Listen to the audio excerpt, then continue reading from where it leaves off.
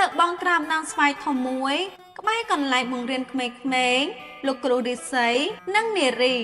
បានយកបាយម្ហូបមកញ៉ាំជុំគ្នាយ៉ាងរីករាយនៅខណៈនោះនារីក៏បានសួរទៅរិស័យថាយ៉ាងម៉េចដែរបងសម្រាប់ការបង្រៀនស្ម័គ្រចិត្តលើកនេះឮហើយលោកគ្រូរិស័យក៏បានតបថាមានយ៉ាងម៉េចត្បិតថាទីនេះជាតំបន់ដាច់ស្រយាលបន្តិចប៉ុន្តែក្មេងៗនៅទីនេះគួរឲ្យស្រឡាញ់ណាស់ចេះសួរចេះឆ្ងល់ចេះចង់ដឹងពីប្រពៃណីខ្មែរ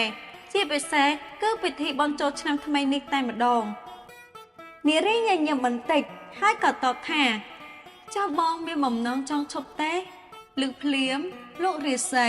ក៏ឆ្លើយវិញថាឲ្យបងឈប់ទៅណាបងចង់តែមកបែបនេះរាល់ថ្ងៃព្រោះបងមានអូនយកបាយមកឲ្យហើយបានញ៉ាំជាមួយគ្នារាល់ថ្ងៃនោះអីអូននឹងតែបងស្រឡាញ់អូនត្រង់ប៉ិនធ្វើម្ហូបឆ្ងាញ់នឹងតែម្ដងយកមកឲ្យបងលើកណាមិនដែលថារសជាតិអន់នោះទេក្រោយស្ដាប់ចប់នារីហាក់អៀននឹងពាក្យបញ្ចូលរបស់រិស័យបន្តិចហើយនាងក៏បានឆ្លើយតបយ៉ាងផ្អែមទៅវិញថាអូនក៏ដូចគ្នាបងដឹងថាអូនស្រឡាញ់បងដោយសារអីឬអត់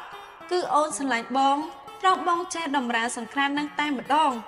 ស័ក្តិសមជាកូនខ្មែរអ្នករៀនសូត្រលោកគ្រូភាសាខ្មែររបស់អូនគឺលេខ1បានលើដូច្នេះរិស័យប្រែជាញញឹមបិទមាត់មិនចិត្តឡើយបន្ទាប់មករិស័យក៏បានឆ្លើយតបថានេះជាមូលហេតុមែនទេដែលអូនព្រមស្រឡាញ់បងនោះបងស្មានតែអូនមើលឃើញបងសង្ហាទេតាដឹងអីមកពីបងចេះដំរាសង្ក្រានសោះឮភ្លាមនារីក៏ឆ្លើយថាអារឿងនឹងពាក់កណ្ដាលម្នាក់ទេធម្មតាបើមុខដូចខ្មោចក៏គេមិនស្រឡាញ់ដែរស្ដាប់ហើយលោកគ្រូរិស័យក៏ធ្វើមុខជ្រួញបន្តិចហើយនៅឆ្នោះនារីក៏បានបន្ថែមថាគឺអូននិយាយលេងទេតានេះលោកគ្រូភាសាខ្មែរឆាប់ងល់យ៉ាងនេះផងព្រោះតែនារីនិយាយចប់ភ្លាមលោកគ្រូរិស័យក៏បានសើចហាក់ហួសចិត្តនឹងកូនដណ្ដឹងរបស់ខ្លួនបន្តិចម៉ោងចេះតែដើរទៅមុខ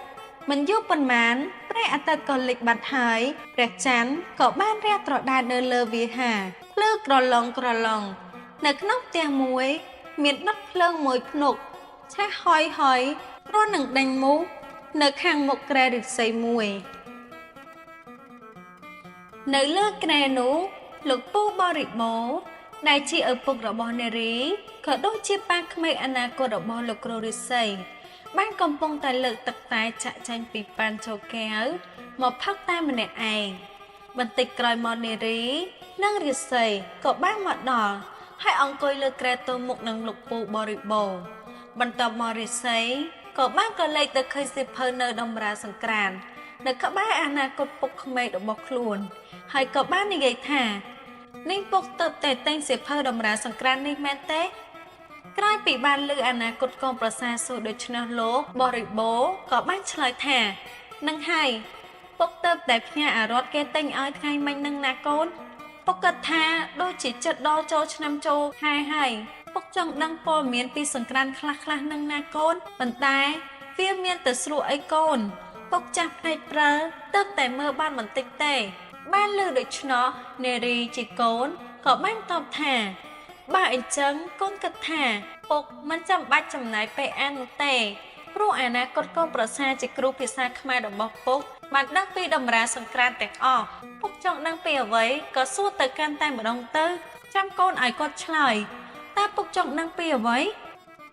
ក្រោយពីបានស្ដាប់ហើយលោកបរិបូរ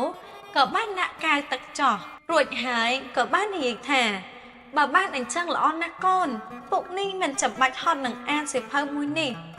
ពិតជាអាចឆ្លើយនឹងពុកបានមែនទេឮហើយរិស័យក៏បានញញឹមហើយតបថាបាទពុកចង់សួរពីអ្វីក៏បានដែរ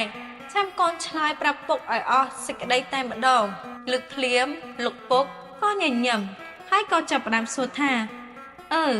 បើអញ្ចឹងពុកសួរហើយណាពុកនេះមានចងល់ឆ្ងល់យូរហើយកាលពីឆ្នាំមុនមិនជាឆ្នាំថោះបច្ចស័កពុទ្ធសករាជ2567ប៉ុន្តែពុកបានឃើញវីដេអូសង្គ្រាមបែរជាទេពធីតាជិះសត្វក្របីទៅវិញទ្រង់គួរតែជិះសត្វទន្សាយបានត្រូវអានឹងវាយ៉ាងម៉េចវិញកូនប្រាប់មកពុកចាំស្ដាប់ក្រោយពីលោកពូបរិបូរនិយាយចប់ លោកគ្រូរិស័យក៏បានតបថាបាទពុកនេះគឺជាអ្វីដែលប្រជាជនខ្មែរយើងភាគច្រើន